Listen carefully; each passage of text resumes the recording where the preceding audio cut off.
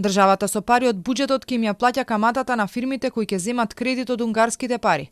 Под овој услов домашните банки прифатиле да ги пласираат овие средства во стопанството со каматна стапка од 3,25%.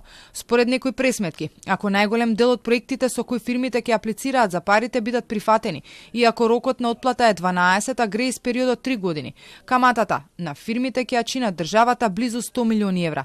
Но владата и банките се уште преговараат за рокот на враќање на заемот. Ризикот го превземаат банките и за сметка на тоа нормално може да се појави некој ризичен кредит, инсистира каматата да ја покриеме комплетно. Ние на крајот се согласивме, но она што е како отворено прашање по кое што се уште нели разговараме, тоа е рокот на отплата. Ние баравме рокот на отплата да биде 15 години со вклучени 3 години грејс период, согласно интерни процедури и политики на банките. Тие имаат рокови на отплата од 7 до 10 години и оставивме простор тука да видиме како ќе се договориме во насока на тоа дали може да го продолжат рокот за отплата на кредитите. Ова практично значи дека каматата на компаниите ќе ја плаќаат граѓаните кои го полнат буџетот. Кредитниот ризик на банките ќе биде субвенциониран од страна на владата, а бизнисот ќе добие исклучително поволни кредити.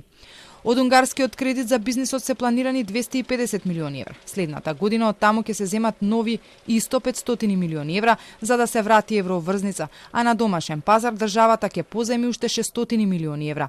Министерката Кочовска рече дека при креирањето на буџетот за идната година имало големи барања од министерствата. Ако сите се прифатиле, дефицитот ќе бил многу поголем.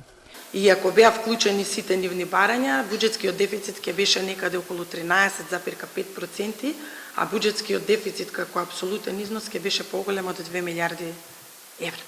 Во новиот буџет за плати се предвидени околу 780 милиони евра, плюс на ова се додаваат и повеќе пари за платите во образование и здравство, а има и простор за евентуално зголемување на минималецот, со што вкупната сума за оваа ставка би достигнала околу 1 милиарда евра.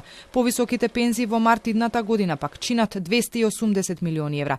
Високо се проектирани и капиталните проекти, но министерката е оптимист дека ќе се реализираат и дека растот ќе достигне до 3,7%.